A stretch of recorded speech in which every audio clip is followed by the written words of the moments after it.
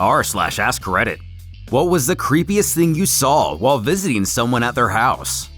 I went to visit a neighbor who had just moved into a bigger home. She had 11 children. I sat down at the kitchen counter as my neighbor was getting us tea. All of a sudden, the dishwasher slowly opens from the inside, and out crawled a kid. Couldn't have been more than 18 months old. Kid looks at me, then crawls away. I thought I was on camera being punked somehow, but my friend never saw it and never skipped a beat in whatever she was talking about. It was weird, and the kid was creepy. Not something I saw, but I slept over at a friend's house whose grandma lived with the family because she was so old and losing her marbles. While getting ready for bed, my friend told me, "Don't worry if you wake up and see my grandma standing over you while you sleep. Sometimes she forgets who my friends are. Just tell her, 'Grandma, it's okay, go back to bed,' and it'll be fine." It was in that moment that I realized I had made a terrible mistake deciding to sleep over. I thanked my deep sleeping every day I did not wake up in the middle of the night because an old woman was standing over me, watching. I did end up with bedbugs though, which is why I never went over again. A cabinet full of poo. God, I've been waiting for an excuse to tell this story. So I went to an art show with my girlfriend, and we met a nice girl. She's very talkative. Well, she was with my girlfriend. I'm shy until I've had a drink or know someone. So I had a drink. The girl we met was no holds barred. Will tell you anything. No filters. You ask, she tells. Cut to the good bit. Party's ending, and this girl says, come back to ours. Her boyfriend was there too, but we hadn't really spoke. For a drink. Sounds great. Let's go. So we enter their home, and we all have a drink. I spot a bobblehead of John Cusack from Say Anything, holding up a ghetto blaster. So I drunkenly say, "Cool, I love John Cusack." Pleasant conversations are had. Drinks are had. I'm talking to her. My girlfriend is talking to him. It's been about 20 minutes when I just stop suddenly and take another quick gander at the massive display in the back of the room. Is that cabinet full of turds? She got so excited and he looked ashamed. It turns out they were all plastic poos, and some were collectible items. She had a fascination with the story behind the first poo sellers, door-to-door poo salesmen, and practical joke providers. Apparently, if I recall correctly, there was a heated rivalry between two leading poo manufacturers. She had specimens of both their works, and lots of newer, more realistic ones. It was quite the look on my girlfriend's face when she realized she had not noticed the cabinet of poo for almost half an hour, and these were top quality fakes. I was convinced several of them were real. My other favorite moment was when me and her were sat on the floor, looking through a record collection, and somehow the conversation turned to comic books. I mentioned I collected comic books and graphic novels. "Do you like Japanese comics?" she asked excitedly. "Nothing against them," I said. "Art's usually really good." Her face lit up and she was almost standing, excitedly heading to the door when her boyfriend just nonchalantly says, "Do not get the porn out." I've never seen someone so disappointed. So in answer to the question, the cabinet of poo definitely took the prize. But if he hadn't intervened, I'm pretty sure hardcore Japanese comic book porn may give it a run for its money. I went with a friend to this guy's house she was seeing. She said he had a lot of collectibles, which is fairly normal since we're both collectors ourselves. We walk into his very large house. I'm pretty sure it had 5 bedrooms.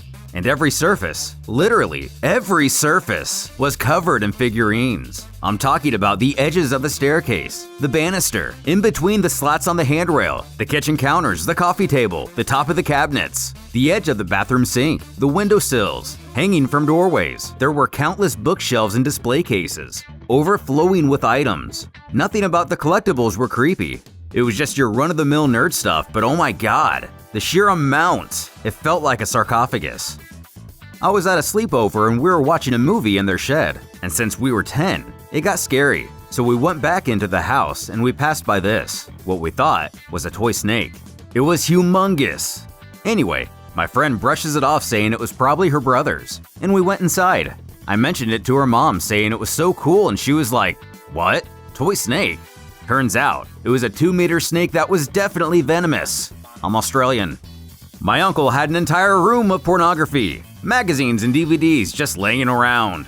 Stacks of magazines and boxes of videotapes. I stumbled upon it by accident when I was playing hide and seek with my cousin. He yelled at me that I couldn't go look at his dad's quote, dirty books. Me being a dumbass, asked why he didn't just clean them.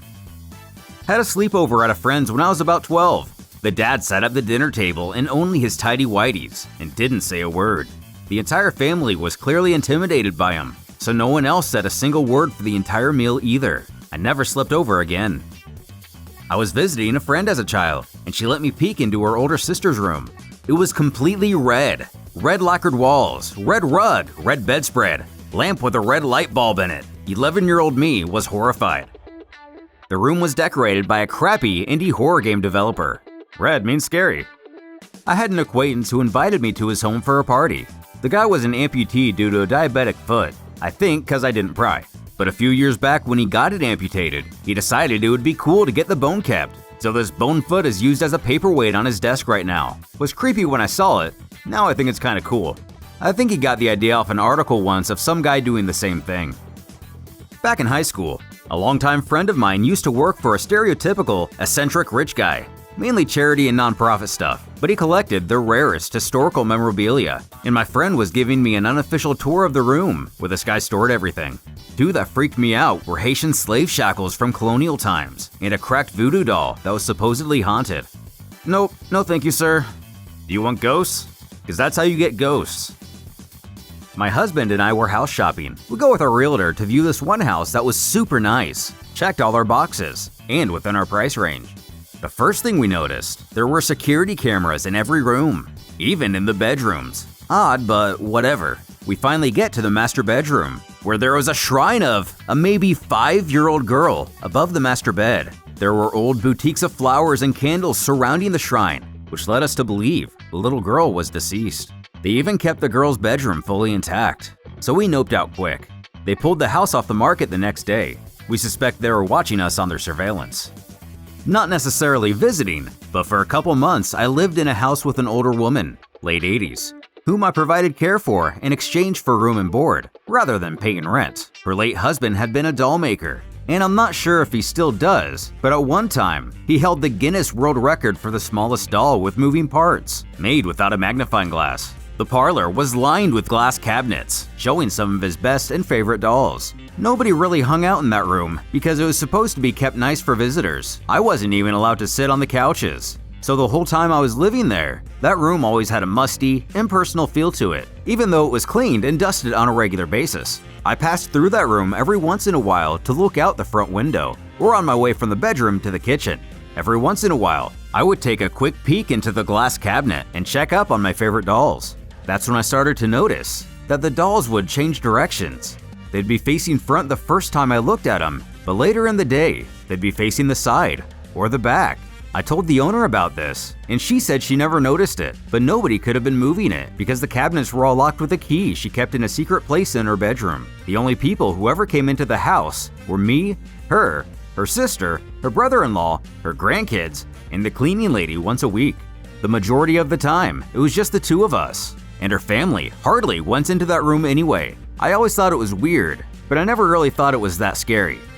I had a male friend that seemed pretty normal. He was a shy nerd who had a bit of trouble making friends. We bonded over video games and anime. He left the room to greet another friend at the door. He had a notepad under his pillow, and it had really detailed, beautiful drawings of me. It was flattering until I flipped further. There were pictures of me. Some were printed out screenshots of my Insta posts or friends' Snap stories, but others were just pictures of me in class or at the mall, and they weren't pictures taken with my knowledge or accidentally. He was an incel neckbeard type. We stopped hanging out after that. He started getting really creepy and pushy, and so I cut all contact with him. Okay, so this took place like 2008, 2009, when I was at this kid's house. We weren't really friends, I just felt bad for him. He was bullied and was the lonely kid. But anyway, one day, our parents arranged for us to have a sleepover at his house. And oh boy was I nervous, especially because we all knew his dad was a drunk. But nonetheless, I came that night.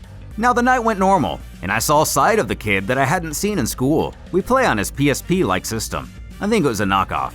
But after that, things went downhill. We were watching an Adam Sandler movie. I don't remember the name.